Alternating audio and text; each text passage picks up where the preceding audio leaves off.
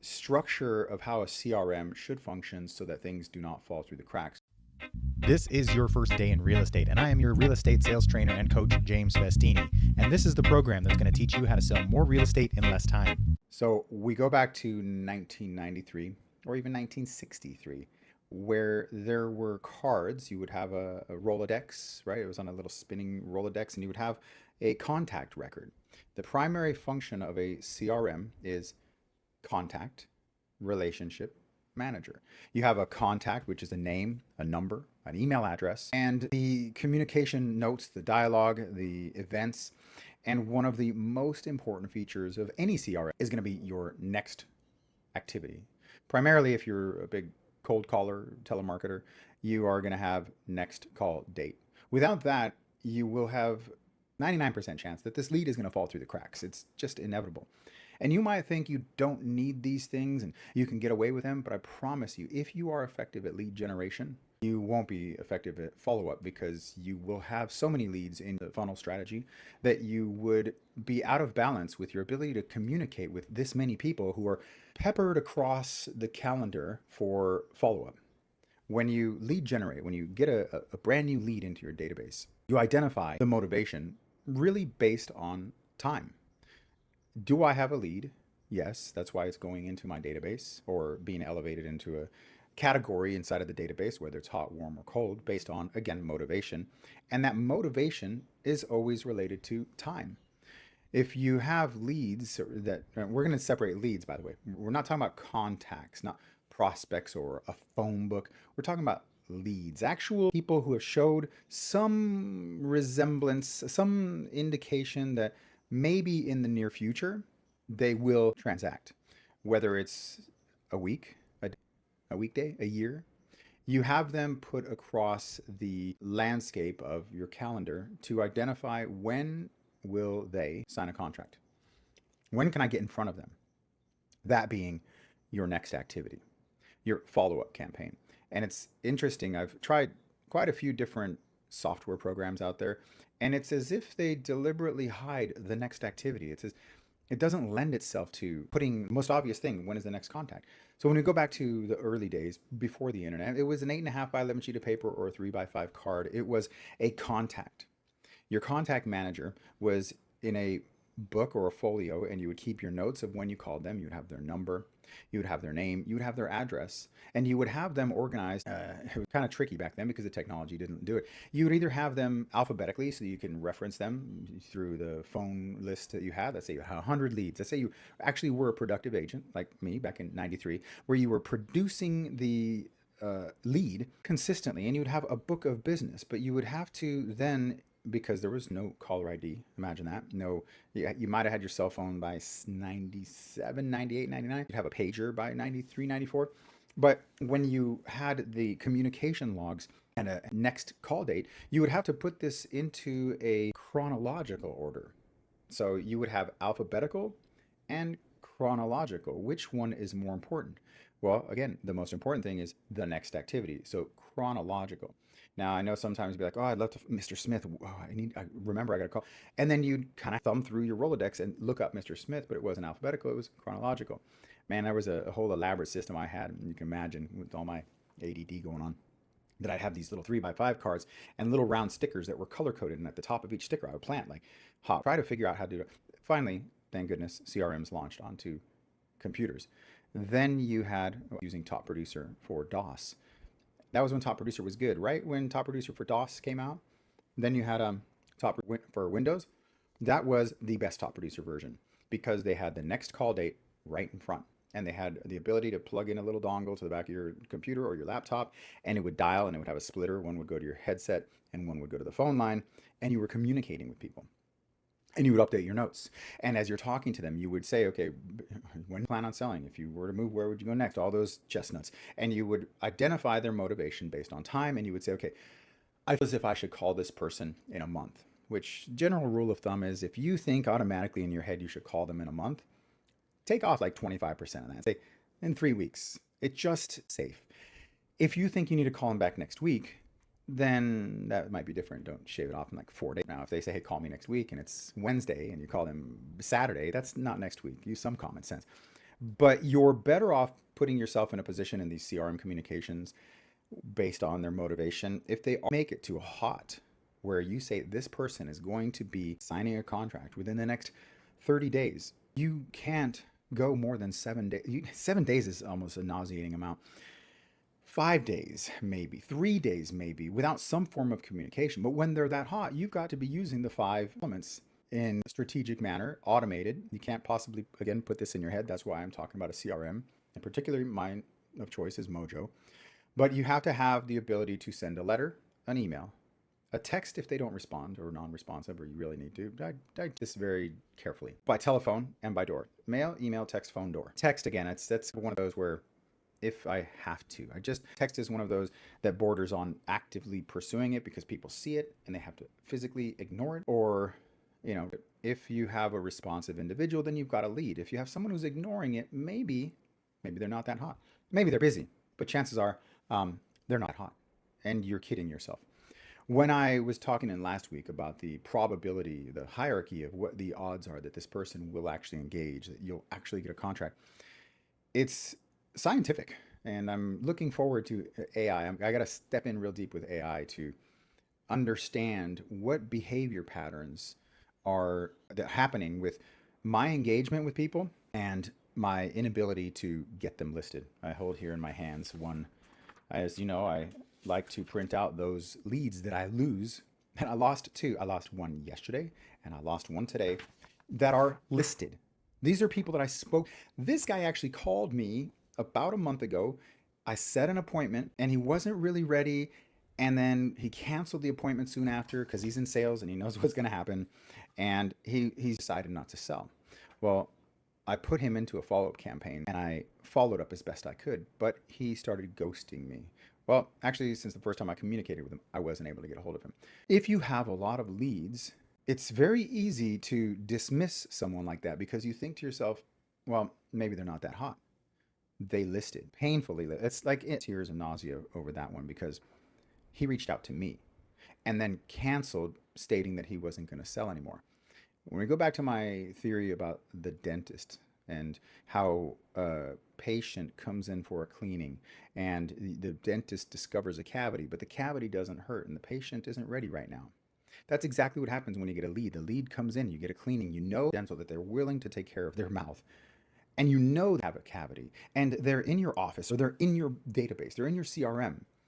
And you identify them and you have to do kind of, they triage, right? Someone's head is, pop off. That's the most important one. Someone's clutching chest and they're probably a higher priority than the person with a broken leg who's screaming and yelling. It's hot, but you have to say, okay, who's dying, who's not going to list and who's not.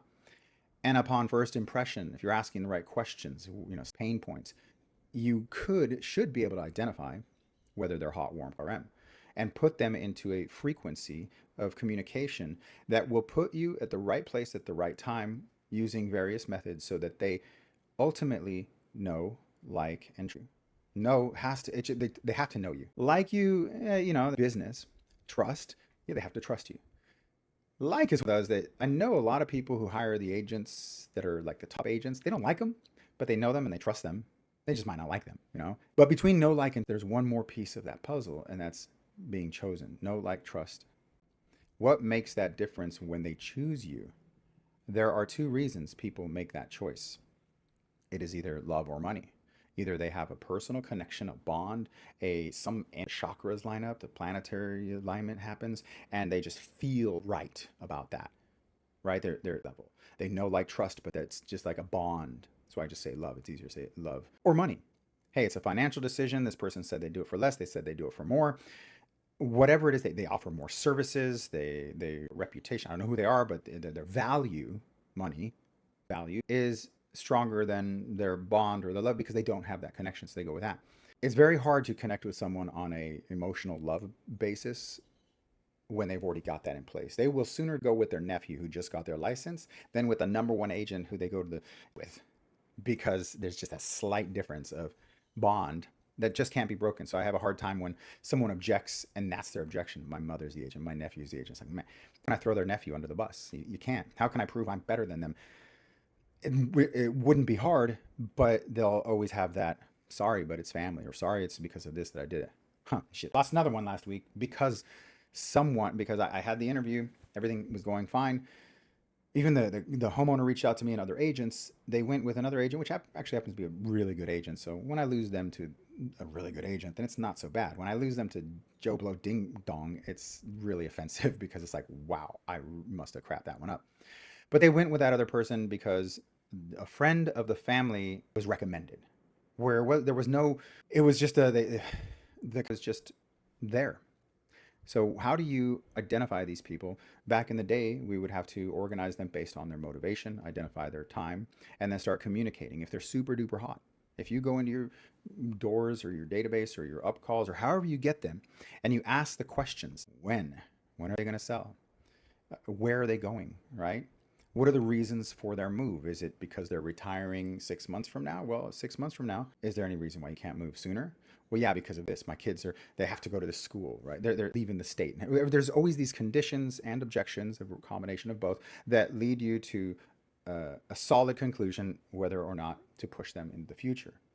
But I'm telling you right now, people, you are going to have to face the reality that there are people who are going to say one thing and do another. They're going to say, no, James, let's cancel the appointment. We're just going to go ahead and stay. We don't even know where we're going to go. Da, da, da. It's the dentist, the has a cavity, and you're the dentist. You're looking at it like, that's a big cavity. You don't feel that? And they're like, no, feel it. Okay, no problem. We can schedule an appointment right now. And they're like, no, we're busy right now. And they leave the office, right?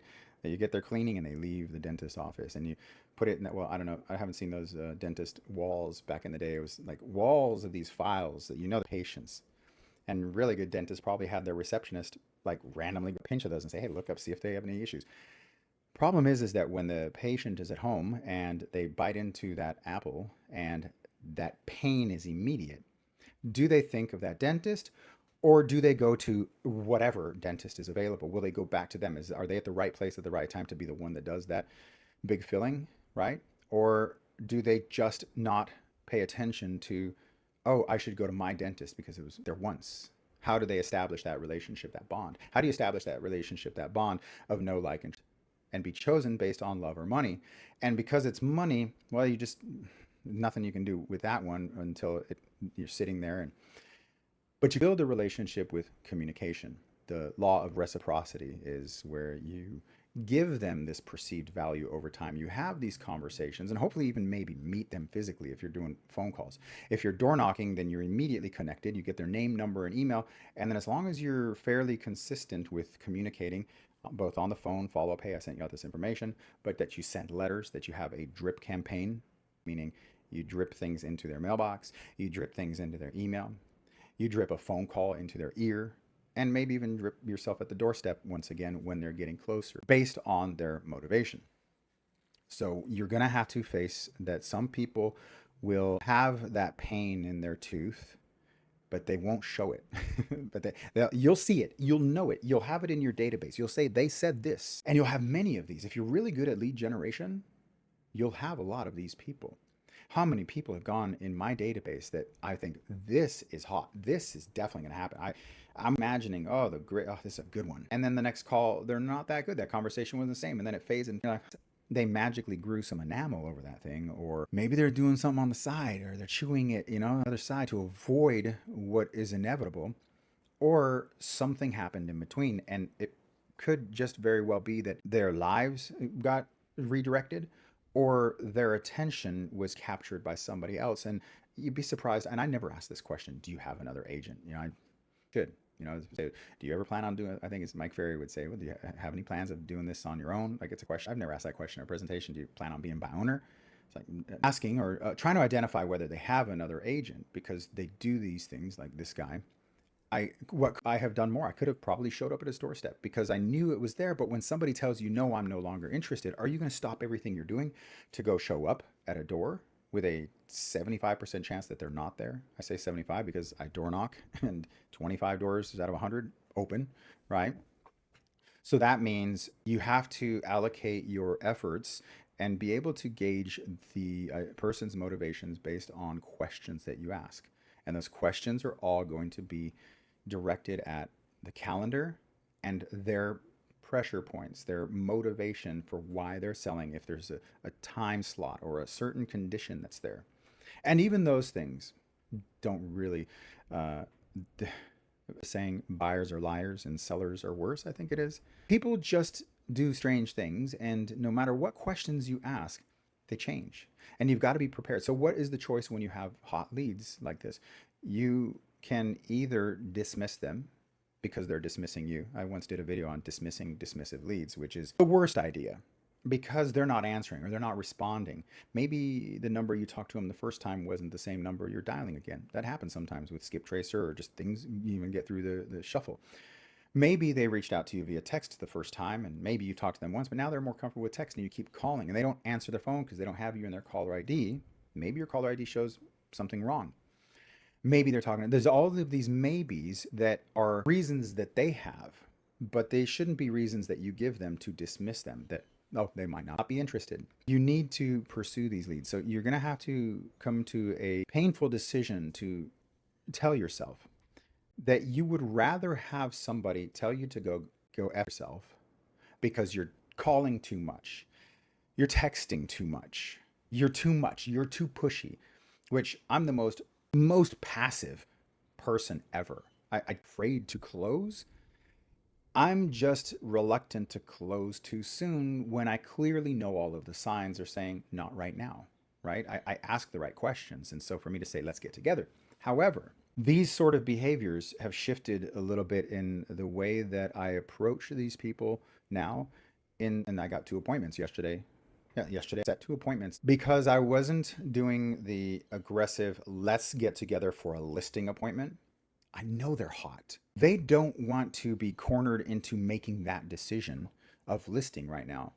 But it's not that hard to pin them down to meet them, especially if they're on the phone and you've never physically met them or if they're an old door knock. To go in there and the hottest of leads and say, you know what? I realize that you're still probably a couple weeks away from signing paperwork or putting a sign in the yard, but I really like to take a look at the house and take a look at the calendar. Those are two things that they can understand. See the numbers, kind of game plan so that, you're pressured. You feel the pressure when you have to do it quicker. Let's get together and direction you're going and how that might play out over the next couple of months. And using those reassuring words of not right now, but we should do something. There's no reason why we can't. Oh, well, one guy's like, oh, we're putting a retaining wall this weekend and the house is going to be a mess. And I said, look, I'm not showing up there to evaluate anything other than the situation. I got a real estate agent. I do this all the time. I can see if the house is a mess or if it's clean or if there's a retaining wall. That's neither here nor there. We're not taking photos. Hey, I like those shows like on HGTV where you see the before and after. So if you're about to do the paint, let me go in there and see if maybe there's something I can do to help. These things are almost like you're telling them, I'm going to show up there without a pen and a contract because I don't want you to feel that pressure. That's not what you want. But people they have aversion being closed on other terms than their own. But what will inevitably happen is if you don't get your foot in that door, if you don't step into that home and see them and make that eye contact and make that deeper connection, that bond, why they choose you over someone else because they know, like, and someone else, how are you going to beat them? Their competition is by being there physically because there's a high that the other person who steps in will be similar in that they could just be a that goes out, or maybe they drop off pumpkins every Halloween, or maybe there's something there, but it's not you. It's not your personality. It's not your character. It's not your energy. And the best way to do that is in person. That's why I love door knocking. With door knocking, you can go knock on doors and it is more believable. The numbers it takes a lot more effort.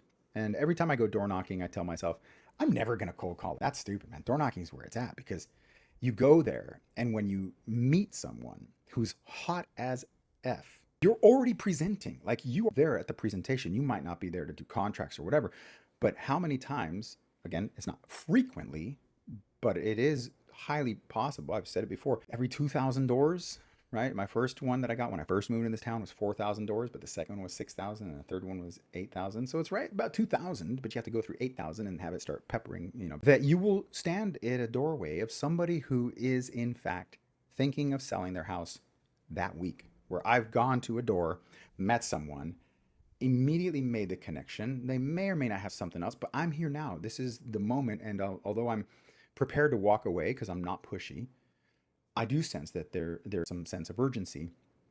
And often they say, would you like to see the house now? And I'm like, well, that's sure. I mean, mine. Suddenly, I do this reverse psychology thing where I'm like, I know that we're moving pretty quick, but yeah, I mean, if you're motivated, let's take a look. Like these are just the engagements, and they come through, and it's a little chit chat. You say, you know what, I'd like to come back, information, paperwork, show you what it is. If you guys are ready, it's pretty important that we take a look. Let's get together later today or tomorrow, and you will set that appointment to come back and really talk numbers. I mean, you can carry your iPad and have the contracts ready, but there's still always this, you just met, right? There has to be at least like the date, or at least this if they feel comfortable with you. If you're really good, I'm good at that, where I can get people to, I can disable anybody's reluctancy, is as long as they don't have a really good excuse or they're hesitant for some other reason. Why are these reasons? What are the questions that we have to ask? So I started this off by talking about motivation and how I organize my mojo, my dialer, my CRM. And it's based on a motivation and characteristics of an individual based on the questions you ask that have to do with a timeline. When are they going to do this? Because shoot, we get hundreds of leads for some time in the future. This morning, my wife was like, "Oh, remember that someone I had listed 20 years ago? It was we canceled it. She didn't want to sell. She had a monkey. That's the weirdest thing. She was the lady who had the monkey, and it's like, remember her? I'm like, I haven't had any. I've only had one monkey lady listing, so yes, she listed. That's 20 years ago. Do you think I really should have kept in touch? I don't know. I mean, she ghosted me 19 years ago. You can't keep in touch with everyone. Or maybe through email, maybe not. But when you have certain people's questions that you have to get out of the way and form that relationship, that bond of know, like, and to be chosen at this point when they're that hot, it's critical that you just get in the door. Even if they keep dodging, bobbing and weaving, if you're sitting here like me prospecting for hours at a time, and then you get one that's that solid, that individual, hindsight, you can definitely see where you faulted, especially if you keep track of your notes and you can look and you can see, maybe I should have dropped off a slam. When he canceled, I did have a presentation package on digital. I didn't hit print because I usually don't hit print until a couple hours before, just in case. Because, cancel today and we reschedule for 2 weeks, that some of that information's old. The time that we did have our appointment, somewhere around that window, I should have just gone to the door and said, hey, we didn't have a chance to meet, but want to drop off this information. If there's just that little spark would have absolutely made the difference between some stranger over the phone versus something else. Who knows? Maybe that particular one that I lost had called that other guy. And I know the other guy he listed with. He's a nice guy. I don't blame him. So I'm not confused as to why he went with the other person. It's when I get confused, I'm like, why did they pick that? What? Oh man, this is going to go wrong. And then they sell it and I'm like, I lost. But just that little difference of action inside of my CRM, I try to be as honest as I can with where I categorize them. And every CRM is going to launch you in these different directions. Mojo in particular, they start with lists where I use groups. And not to get too technical on this, lists are not as flexible as groups when it comes to Mojo. Lists has some cool features, but groups, you can tag them. I use them as hashtags and grouping. Regardless, they will start with hot, warm, or soon, later, never, right? Or 1, 2, 3. There's going to be a ranking, a hierarchy of motivation based on these things. Hot being very soon, warm being pretty soon, and cold being not at all. But in my structure, I have hot, warm, cold. And then I have a subsection that I call DREC, which is from Glenn Ross, refers to old leads as DREC, just waste. But the DREC, because I'm so efficient at lead generating, my hot, warm, colds were getting to be triple digits.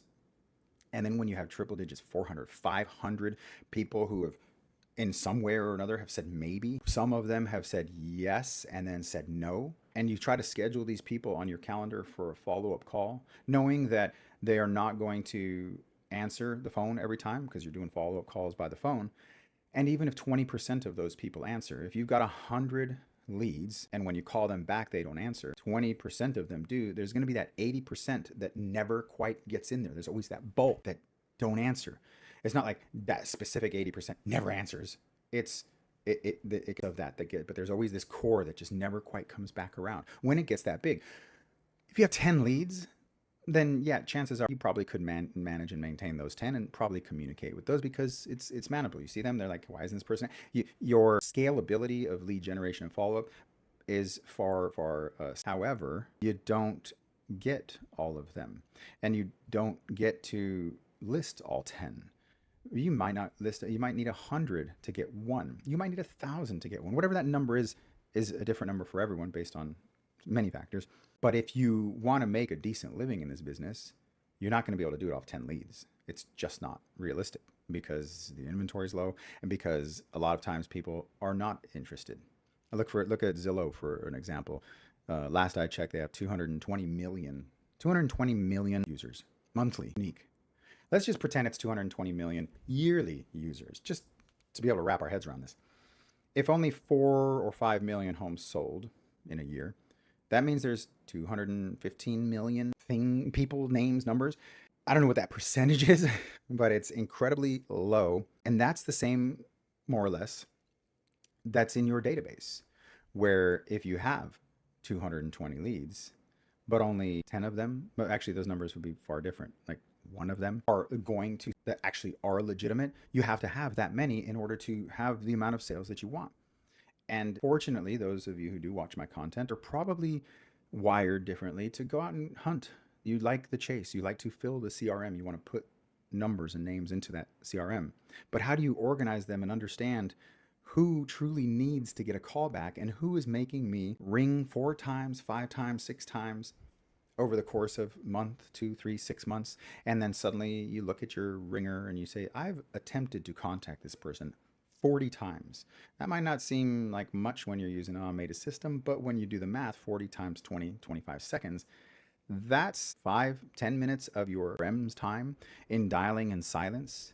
When you are trying to identify, all you want to do, it's not like you're looking to close them. Well, if it's a follow-up, you are, because again, when I started in the beginning of this, I said very different. The phone book, the white pages, if people even know what that is anymore, the general database of people who you don't know, they don't know you, you don't know if it is, you don't know if it isn't, it's just a number, versus you've identified some indications, some triggers inside of that person that might be in the future. That's a follow-up.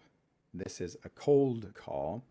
This is a follow-up. And when you make a cold call and they give you even just the slightest impression that something might be in the future, I put that into my follow-up.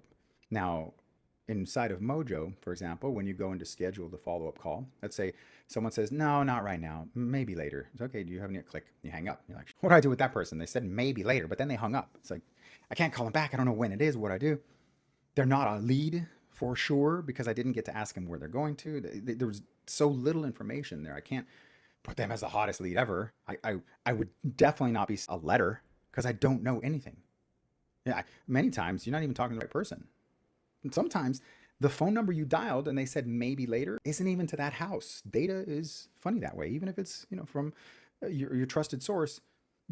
Several in calling on a number, and then there's this indicator. Some light bulb goes off in the back of my head that says, that doesn't feel like, how much do you think it's worth? And they say, well, we're thinking about 800,000. And you click on a button, it says 2 million. You're like, right, I'm not talking to the person. And you now have to be skilled enough to extract the right information from them without them shutting down. Because as soon as people are strange, they're very skeptical. And if you don't have good information, if you don't have the right address in your CRM, but they say that they're interested, and then you say, okay, well, great, this is the place on the street. And you're like, huh? Then you're in this position where it's like, uh-oh, now I've got to get them to reveal my answer. Oh, okay, sorry, I was reading something else. Anyhow, I'll send you out the information and we'll keep in touch, right? I don't want to extract that. Sometimes I'll be like, oh yeah, for some reason I have it on, like, oh no, you got the wrong information. I'm like, cyber security background check, cyber background security website. Watch out for the pop-ups. E pluribus unum carpe diem. All the disclaimers. Pop-ups, look out. But you go to cyberbackgroundsecuritycheck.com or something. It's a website. It's got a little badge. It's a very legit site. You put in their number or you put in their address. Watch out for pop-ups. Put in their number, put in their address. You will find. Search yourself on that one and be like, whoa, they know more. This is very interesting. Put it in there, and if the name matches an address, and you can scroll down and see, okay, they used to live there, but now they live here. Quickly check that. Okay, it's 800 now. I can probably assume one might not even be in your area anymore. Something. Check it out.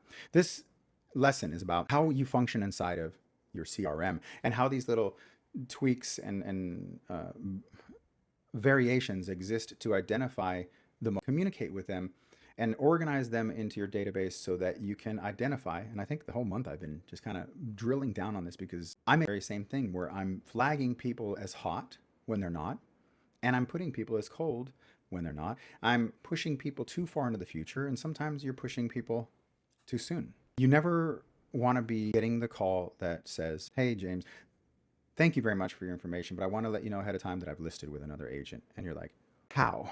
How did you do that when I say this in your head? Wait a second. I just talked to you 2 weeks ago. Not only did you say, "I'm the man, no one will ever come between us," but you also said, "I am not selling for another 3 years." Every indicator told me somehow you fixed that cavity, but they didn't fix that cavity. I assumed they did. So therefore I dismissed their cavity, their potential for that pain point, because I wasn't. And not very often are you going to get someone who turns that hard on you. Maybe it's happening to me more than I care to think. I think, shoot, I could probably say 5 times this year. And when we say 5 times, these are like $1 to $2 million houses of paychecks. And so what do? You shake it off. You look at your CRM, you revisit your database and say, so many times I've gone in and said, "F all of you. You're all going into the dial. I don't care if I talked to you yesterday," right? Because you get mad and say, "I'm going to do this." But I have so many individuals that are structured, well placed, I think, based on the probability that they're going to do something according to questions that I ask. Are you planning on selling your house? Not right now. Okay. Is it going to be in 2025? Well, no. Well, that right there should tell you hit a nerve, and you should not push them out for 3 months. You should maybe at the most a month, right? But even then, take that rule that I said. If I think, oh, normally not to 3 months, no, take that off and taper that back. 2 months, I guess just taper it. Once a month. They may or may not even notice that I'm calling once a month. However, if they do give you an indication that they are thinking about it, and it's within 6 months, you need to have a CRM that does mail straight, like coming out of a printer, an envelope, a stamp, and your card in it. It's old school, but they can't ignore that. Now, you don't know if they've opened it. You can only assume they received it. I would strongly encourage you that the second you take it to the mailbox and plop it there, that your CRM says, call them in about 3 days just to make sure they got your card. Also put into your the back of your head that you've got a good lead there. Have a top 10 list of your hot. It should be in what you call hot, but you should have at least a top 10 list of people who are likely to do it, not just in a computer. That's why I still use paper, because in a computer, it's there and then it's gone. It's only one thing at a time. It forces you to be present, but that's not safe for a CRM. CRM requires you to be omnipresent. You have to be hypersensitive to what's coming around the corner. That's why I top 10 list in paper, or I keep pointing this way. This is my board. I have a board where I write it down, a dry erase board. Have it on a piece of paper, fold it in your pocket. I used to carry, when it was 8.5 by or 8x5, 3x5 cards, I would pinch my top 10 and just put them in my pocket just to have the energy there, right? Especially if there's someone who is so damn hot and you can't get a hold of them. Program your phone to trigger the location. You can do that. You can put someone's address into the phone and say, give me a radius, and make sure that radius clicks by one of the most traveled streets that you pass, like me, Yorba Linda Boulevard. If they live a block or two in, I can put them in, and anytime I get near there, my phone goes off and goes, "Hey, Mrs. Shackelford, she's like right here in the corner. You got time?" You're like, "No." I have probably about 8 of those that I drive and it goes, "Doo-doo-doo-doo." I'm like, I should, but they haven't listed. Those are interesting things that you are going to go through when you lead generate and follow up. These ones that I have set up alerts for, that unfortunately sometimes I do ignore the alerts. They're still not sold, and these alerts have been going for a long time. Anytime I drive through certain neighborhoods, it's like, "Hey, stop by there." And then I look at it, I'm like, they're still not, like, I haven't lost them, so they must not be motivated. Don't dismiss dismissive leads. They're highly likely. If in your, it's almost like you have a split personality, where what you do in the moment is different than what you're doing the next moment. I just watched a TV show called Severance. What a piece of crap. But it did impact me. It was total junk. But it's about technology, that if you want work-life balance, they put a chip in your head that, like, when you get into the building, you are strictly, and when you leave the building, you just know you work there, but the time you spend there is different. It's almost like a different brain, so that You don't suffer through work. It's not like real estate. That's 24/7. But the separation between these two behaviors, they're two different people. Like they refer to themselves as like outie, meaning that if you're in the office, innie, and you're the outie, and they're the same person, and they have these relationships that don't really ever cross. And once in a while they cross, but they don't recognize. It's this weird thing. It's hard to describe, but that's similar to what I personally do, and I'm sure you do, where you have your innie, you're in the zone, you're in the prospecting, you get that lead and you're like, oh hell yeah, follow up on that one. That's a good one. Okay, I'm gonna put triggers, I'm gonna put alerts, I'm gonna put and then when you click send, it's almost like you detach. I'm thinking that severance, I guess on that the whole weird. It is very similar to suddenly you forget about what you were doing, and when that alarm goes off or when that slam package is due or when that video thing, or like you did that. Why did you do that in your CRM? Why on earth would you tag that person as a hot with these insistences that you follow up on this day? Why did you schedule that follow-up call date for 7 days from now if you're not going to do it? Why are you even using a CRM if you're not going to use it? If the lead isn't worth it, don't schedule it. Don't schedule it for that soon. But if it is, you almost have to show this non-negotiable discipline, respect to your innie to say, they know what that person in the back of my head that sits down there and prospects, they know what they're doing. I don't care what I'm doing here and why I have an excuse as to why not. That person who I was when I sat down and I made that contact and I said, call that person in a couple days, do this behavior. Your odds are stacked in the better. You possibly could do better by doing what yourself you were going to do and you should do because you know what you're doing in the moment. And these separations between lead generation and follow-up and then scheduling and coming in here and doing this and knowing that they're hot are going to lose you a lot of deals because you're dismissing them based on this imaginary thing where it's like, no, I think I'm just going to cold call because I've already dialed them. I'm not going to call them back because I dialed them yesterday. You dialed them yesterday and they didn't answer, and now you're going to wait a week. They said, call me back. They said, call me back. Did you send a letter? No, but they said, call me back in a week. They were hot. So even that contact, you missed that. Why didn't you do that? The innie knows they should have done that. If they're hot, you engage. This is why I use Mojo, because I have set it up for the drip campaign so that it will automatically remind me to hit print. A piece of paper comes out of my printer. I've got the stacks of pre-branded envelopes in there and a stamp. Go. All I got to do is fold it and stick it in the mailbox and tell my CRM in 3 days to call them again to make sure that they got the letter. But also, hey, it's been 3 days. Hey, did you get my letter? Okay, great. What's up? No, you said call me next week. Well, let's get together. You can do that if they're hot. So let's play as I'm wrapping this up. I have times when I do this, I share with you the experiences that I have with lead generation and follow-up. It's as if I'm talking to myself. I'm lecturing myself on what I do and what my mistakes. It's almost like I'm giving my own TED talk about what I need to know. But I also know that you are probably experiencing the same side effects of what we do. Whether you pay the gods of the internet to give you inquiries that you dismiss for some reason, whatever your behavior leads to getting these people, what do you get them? Are you identifying them? Are you triaging them? Are you looking inside their mouth and checking for cavities? Are you even bothering with those things? And when you do, are you putting them into the future based on an impression, a feeling? Because that feeling is probably lying to you. You can't feel a lead. You've got to ask questions about time. When are you going to do this? Where are you moving to? If it doesn't sell, what are you going to do? Like, find out the root cause of why they're motivated. Let's do this. Maybe I would call it, I wouldn't say affirmation, a mantra, let's work through a thought, an idea. Here it is. I know what I'm doing when I'm sitting at this desk. So I think you might have to repeat after me. So this could be an affirmation. I know what I'm doing and what my intentions are when I sit at this desk. I know that when I speak to somebody and I disposition the next call date for whatever date that might be, I know that that matters. I know there's a reason why I'm doing it, the reason why I'm sitting here. I know that people aren't going to say yes when I'm cold calling.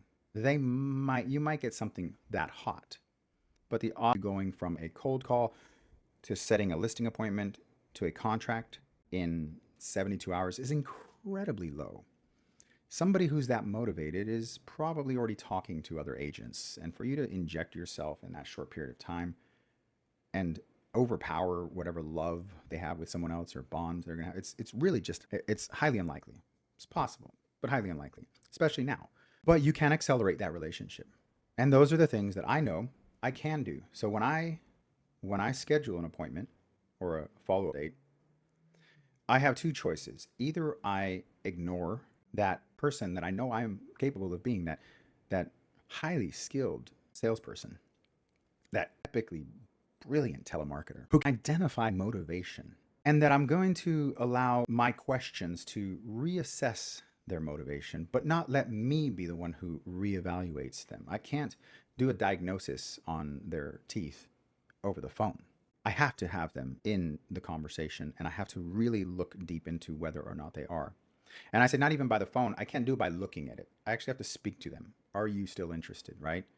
We can't do this on a text. How's your tooth? It doesn't work that way. I keep saying the dentist because I know the desire to make a deal happen, it comes. It's there. You know it's there, but it's the decision. Yes, I'm now ready. You've got to be right there. You've got to be there within hours, 24 hours of that moment they make the decision. They're going to reach out to someone. They're going to fall on the floor in pain, and they're going to say, I need to go to a dentist right now. Will they call you? If they call you and say, hey, if they call you, have they called other? Have they gone to another dentist for a second opinion? Did they go get that one filled by me? There's so many variables, but we, as we do it, can't possibly be convinced we have a psychic. It's not real.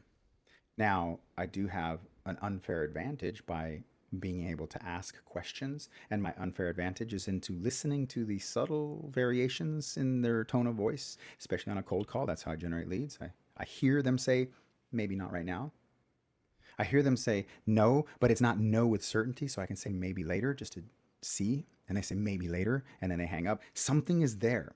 That's not psychic. That's that science that is a deviation from the common. And that slight deviation needs to be addressed. You know, when was it Edison or was it Kentucky? I always hear those stories about the people 1,000 times, and on the 1,000th one, they get it.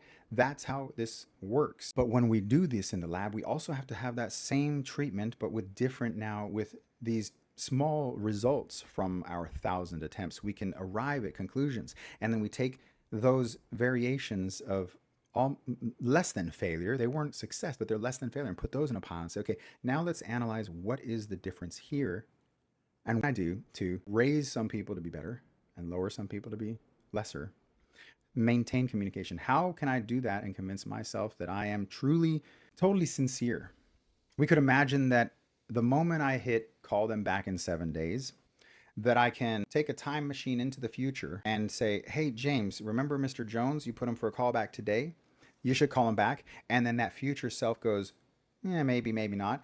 And then your past self reaches out by the shirt, smacks you in the face and goes, what did you just say? Because it's like, what are you doing right now? Why are you back then? What's wrong with you? And then you overcome, with shock and fear. How did that happen? Time machine. And then you come back and sit back down and you move on with the calls, hoping and praying that your future self isn't a complete idiot, because you have, in fact, sincerely placed that individual in a hot category for your follow-up. And if you're not being genuine with yourself and your CRM, hot, warm, cold, then you need to make more calls. There is to it. So let's try this week to go through our database, hit every person in that CRM. If you have none of them, start cold calling. And if you don't know how to do that, you need to be my one-on-one student, because what the hell? I love when people come in and say, I'm going to start cold calling. I'm like, I had one yesterday, came in because I want to start cold calling. I said, okay, and I give some advice when I'm live. So I'm going to live stream after this, my prospecting. It's not as animated. It's not me direct conversation, but I'm there. And he asked, like, how many hours should I be? And I'm like, what do you mean, how many hours? How many hours are you working in real estate? Have any deals going on? So I'd say between 9 a.m. to 8 p.m. you're working, maybe. I don't know. That would be the hours that you do. You do those hours until you have so many leads that now you're spending a lot of time following up with them, and you're out on appointments, and then suddenly you don't get to cold call. And I don't think he understood until that visitor came back like 5 hours later, and I was still there because it's a fairly open day.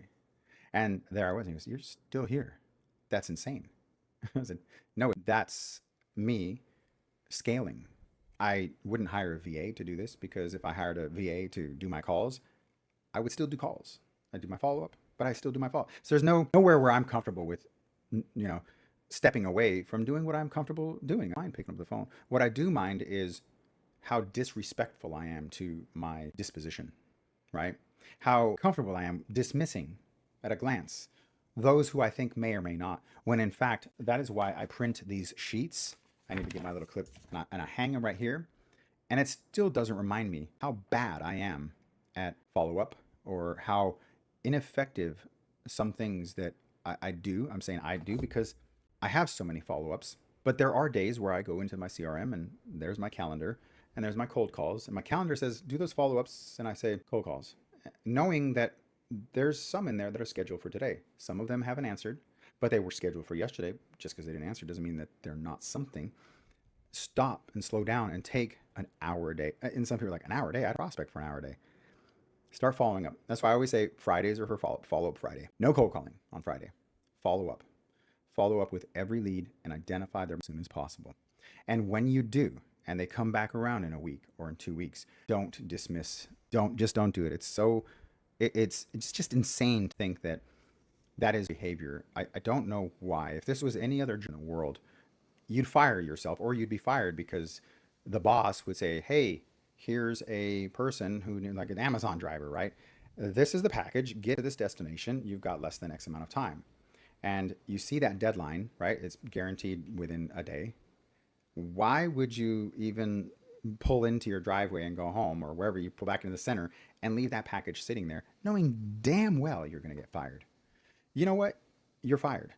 You're all fired. Every day you wake up morning, fired. You have zero business. You have nothing going on. Can you not screw it up?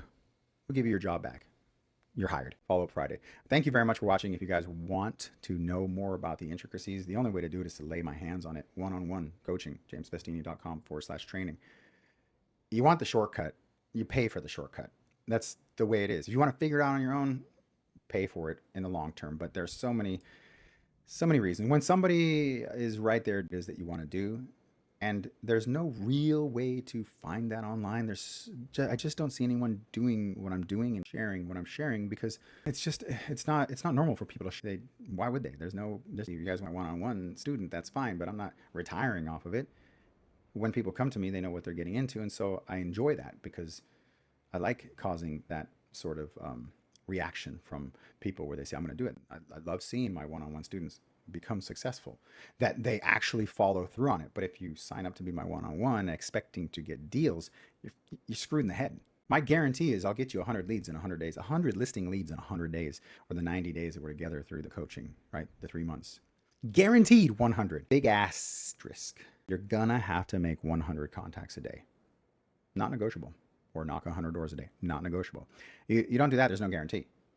And I think a lot of people have a disconnect that says that's a lot. And I say, so is 100 leads. Where else are you going to get 100 listing leads? Not inquiries from the internet that are screw you at yahoo.com or Netscape or whatever they're into, right? They're actual names in your area of people who might be interested, and then you have 100 of them once we're done.